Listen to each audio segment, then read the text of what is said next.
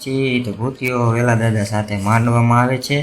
માંડવામાં તો 25 ગામના લોકો ભેગા થયા છે અને વેલા બાપા પણ ભૂતિયાને લઈને આ માંડવામાં આવ્યા છે।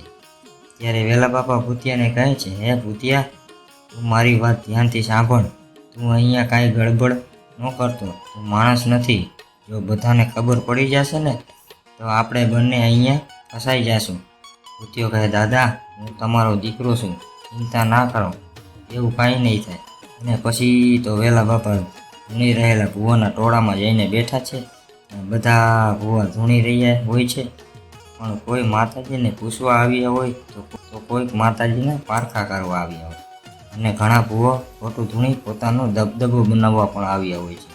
ત્યારે માતાજીનો એક ભૂવો ધૂણવા બેઠો છે। ત્યાં તો તે ભૂવોને માતાજીનો ઓહાટો આવ્યો છે। ત્યાં ગામના 5 ભૂવા પૂછે છે, બોલો માળી, તમે કોણ ધૂણો છો અને અમારી સાથે અમે શું લાવીએ છીએ તે કહી દો તો માની કે તું માતા અમારા દુઃખ કાઢવા આવી છો। આટલું કહ્યું ને ત્યાં તો ધૂણી રહેલો ભૂવો ધૂણતો બંધ થઈ ગયો અને ત્યાં બીજા ભૂવોને બેસાડ્યો। બીજો ભૂવો ધૂણવા લાગ્યો। ત્યાં તો બીજા ભૂવાને પૂછ્યું, બોલ, અમે શું સાથે લઈને આવ્યા છીએ? ત્યાં તો બીજો ભૂવો પણ ધૂણતો બંધ થઈ ગયો। પછી તો વેલા બાપા બેઠા છે। એમાં મેલડી વેલા ભૂવાના કાનમાં કહે છે, હે વેલિયા, ત્યાં સુધી હું કંઈ કહું નહીં ત્યાં સુધી તું કાંઈ જવાબ ન આપતો। વેલા બાપા કહે, ભલે માં। પછી તો પેલા 5 ભૂવા કોઈની માતાને ચાલવા નથી દેતા અને બધા ભૂવાની આબરૂ કાઢી રહ્યા છે। આજુબાજુ ભૂતિયો આ બધું ટગર વગર જોઈ રહ્યું છે અને મનમાં બોલે છે, આ તો મારા દાદાએ મને ના પાડી છે, નકર આ 5 ભૂવા ચંપલ પહેરવા પણ ન ઊભા રહીએ। પછી તો પેલા 5 ભૂવા બોલે છે, હવે કોઈ આ માંડવામાં માતાજીનો બાનાધારી ભૂવો છે એ આ ઘરનું કારણ કાઢી શકે અને આ પંચની વચ્ચે ધૂણવા બેસી શકે છે? આટલું કીધું ત્યાં તો એ 5 ભૂવામાંથી એક ભૂવો ધૂણવા લાગ્યો, કહે, હું આજ આ દુઃખનું કારણ કાઢવા માતા આવી છું। ત્યાં પહેલાં ભૂવા બોલ્યા, ભલે આવ્યા માળી, અમે જે નિશાન ધાર્યું છે તે કહી દો।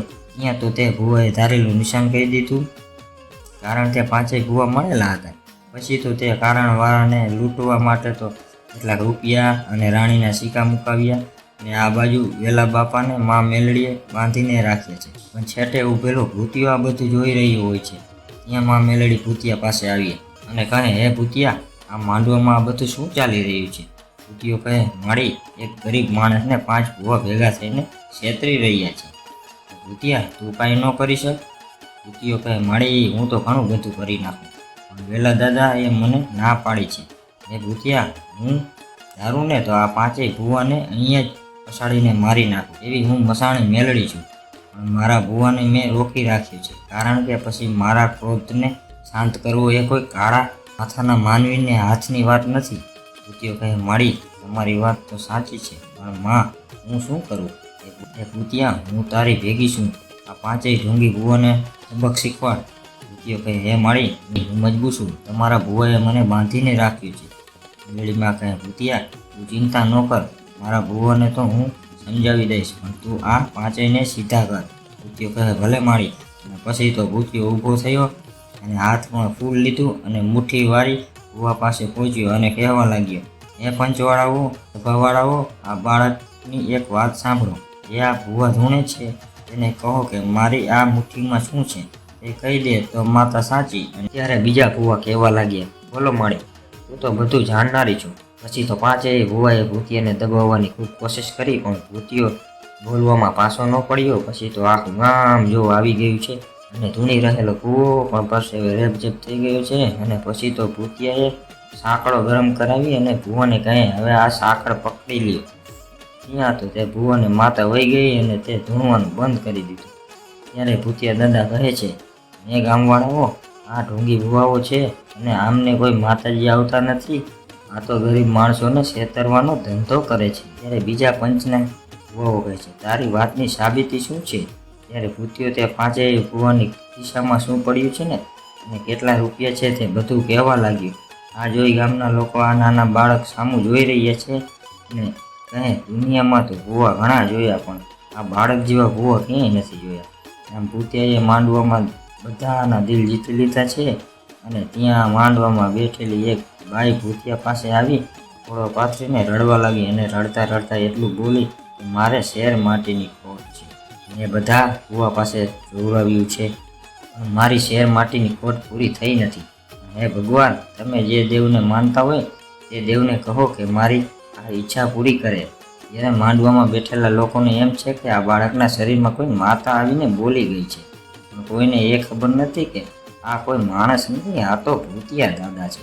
પછી તો ભૂતિયો મૂંઝાણો અને એમ થયું કે આ બાએ શું માંગ્યું હતું. વિધાતાના લેખમાં મેખ મારવાની મારી તાકાત નથી. અને ભૂતિયો ફસાણો એટલે એને આંખ બંધ કરી અને મારી લોઢાના દાંત વાળીને યાદ કરી કહે, એ માળી, હવે તો હું ભૂતિયો ફસાણો છું. હા, તમે જ કાંઈક રસ્તો કાઢો. આટલું ભૂતિયો બોલ્યું ને, આ તો મેલડી આકાશ માર્ગેથી આવીને ઊભા રહ્યા અને ભૂતિયાને કહે, ફસાઈ ગયો? હા માળી, હું ફસાઈ ગયો. શું તમે આનો કાંઈક રસ્તો કાઢો? અરે ભૂતિયા, તારા હાથમાં જે ફૂલ છે ને, તે ફૂલ બાઈના ખોડામાં નાખી દે અને કહેજે, હે બેન, આ ફૂલ અને આજથી 9 મહિને તારા ઘરે જેવો દીકરો થશે. અને પછી તેનું નામ પાડવા વેલા બાપાના મઢડે જજે. અને આટલું કહી ભૂતિયા તું ફૂલ છે ને બાઈના ખોડામાં નાખી દેજે. ત્યાં હું પહોંચું છું ઇન્દ્રના દરબારમાં આ દીકરી માટે ફૂલ લેવા. ભૂતિયો કહે, ભલે માળી. પછી ભૂતિયાએ માતાજીના કહેવા પ્રમાણે કર્યું. પછી ભૂતિયો બોલ્યો, બોલો ગામ લોકો, હવે આ ઢોંગી ભુવાઓને શું સજા કરવું? આટલું ભૂતિયો બોલ્યો ત્યાં તો તે 5 ભુવા ચંપલ પહેરવા પણ ઊભા ન રહ્યા અને ડમરી ચડાવતા ગયા. અને પછી આખા ગામમાં ભૂતિયા અને વેલા દાદાની વાહ થવા લાગી. ગામમાં તેની ચર્ચા થવા લાગી. ત્યારે વેલા બાપા કહે છે, હે ભૂતિયા, આજે તો તે માંડવામાં રંગ રાખ્યો હો મારા દીકરા.